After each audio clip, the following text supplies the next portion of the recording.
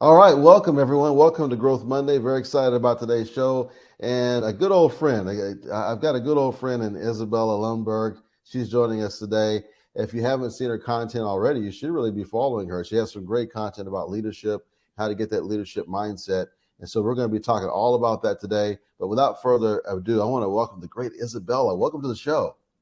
Thank you so much, Rollis, for having me. I'm super excited to be part of your Growth Monday. What would you call a winning mindset? Let's define that, and then let's talk about the 4 areas to get there. This is such a, again, very hot topic that we're seeing, and it's being defined. If you look at a lot of corporations that are putting out their blogs or information or even job descriptions or just the buzz around it, right? Everybody wants excellence, but excellence means so many different things.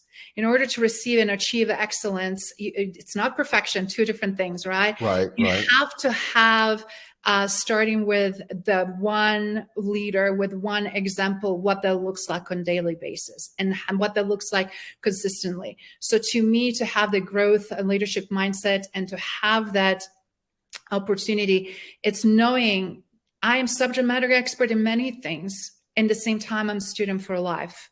I'm going to continue to learn and continue to progress. And my mindset, I'm open because I want to learn from everyone, including the most junior employees or people in the industry.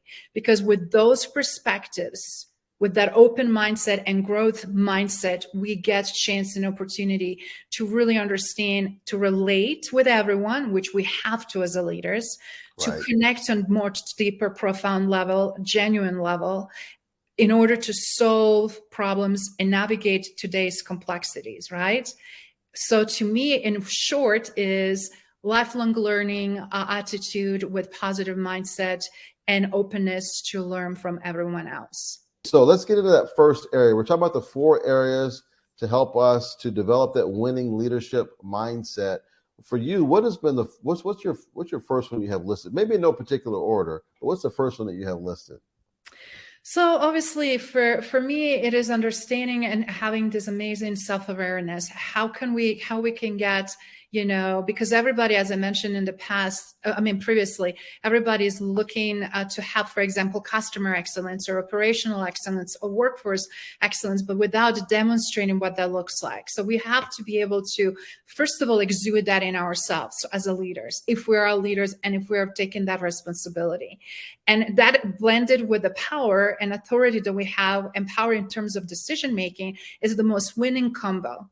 When one of those equations are missing, it's one of the most dangerous combinations. Reason why: you have a phenomenal leadership skill set on one hand, but you're dispowered to make any progress, right? You can't make any decisions. You can influence, you can try, but you're wasting a lot of time. On the flip side, you have someone who can make those choices and decisions, but yet they're lacking strong leadership mindset. So one thing that is really, really missing, and I can say, I know it's a cliche, but you guys don't have no idea how much everything breaks down due to not knowing how to communicate.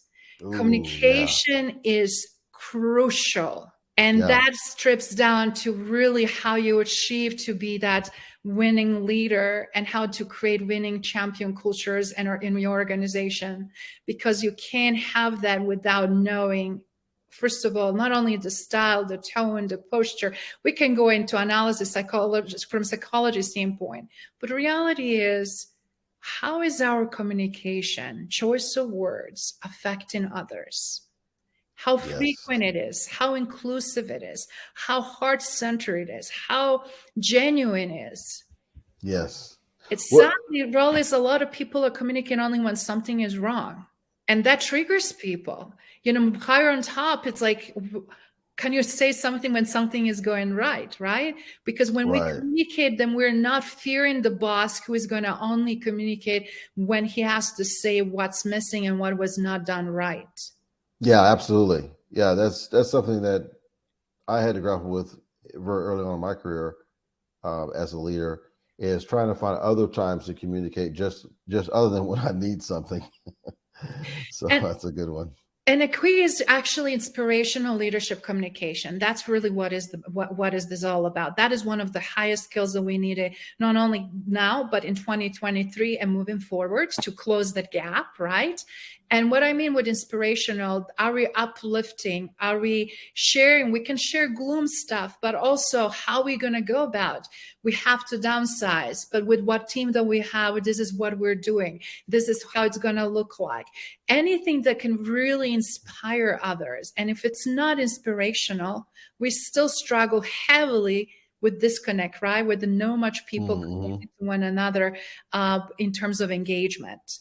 What does it look like when communication is going well? Like, how would a leader know? Because maybe most leaders already think they're doing pretty well when it comes to communication.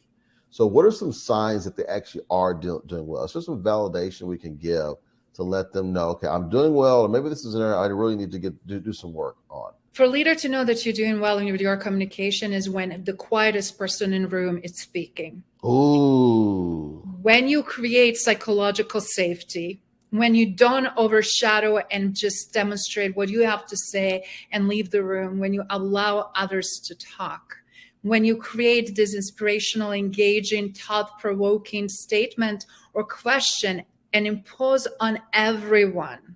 You don't just select elite people that you want to work with or you consider that fit your mold because they're easy to work with because they're same or similar, like you're expressing same or similar behavior as you do.